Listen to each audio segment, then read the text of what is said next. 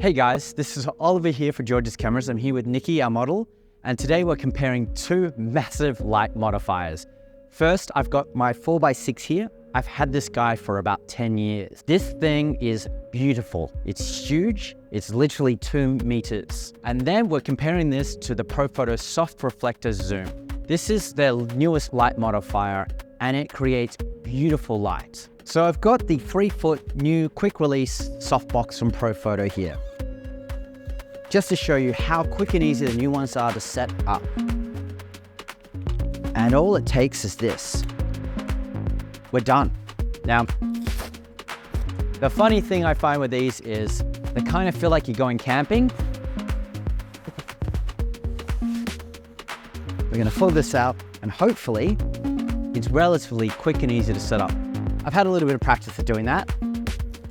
Wasn't too hard, but yeah, a little bit more difficult than the new quick setup softboxes that Profoto have released. But I love this guy, and with good reason. It's so massive, and it creates such nice soft light. So we're using the new Pro D3s. The thing I love about this new system is they've got notches in them, so they're really easy to secure and do up. Makes things nice and quick. Now I love this light source because it is really soft. We can create a lot of shape. There's quite a strong feather and contrast on the edge, but it still looks quite natural. What I compare this to is, it's kind of like a nice big window, and that's really what we're looking for. We want it to feel like window light. That's why I love this thing. For a lot of shoots, I can stick it right next to someone. We can get really, really close and have the shape come right along. I can move it like this, and as you can see, we're quite close to Nikki, but it doesn't feel like it. And when you look at her eyes, you can see it doesn't feel too intense. It's quite a nice shot. If I punch back into it, or even on the side, we create a lot of depth and a lot of shadows without it being too much. And if I come all the way around so it's almost behind her, we can create a lot of detail in the highlights, and in the shadows, there's just this incredible depth to it still, because we're getting just that little bit of light coming back from the background. We're gonna set up the soft zoom reflector 120 now.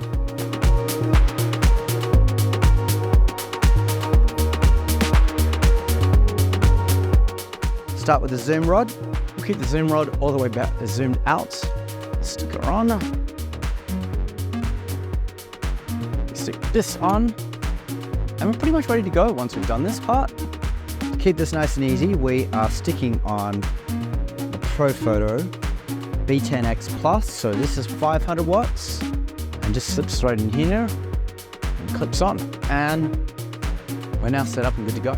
So as we move this forward and back, it will change the shape of the light. That's the whole point of the zoom part of the name. So we have a light source that's capable of giving a different look in a few different ways. Today we are using without any sort of diffusion panels within it. This guy is not quite parabolic. There are parabolic modifiers out there, but the big thing is this is a little bit more forgiving.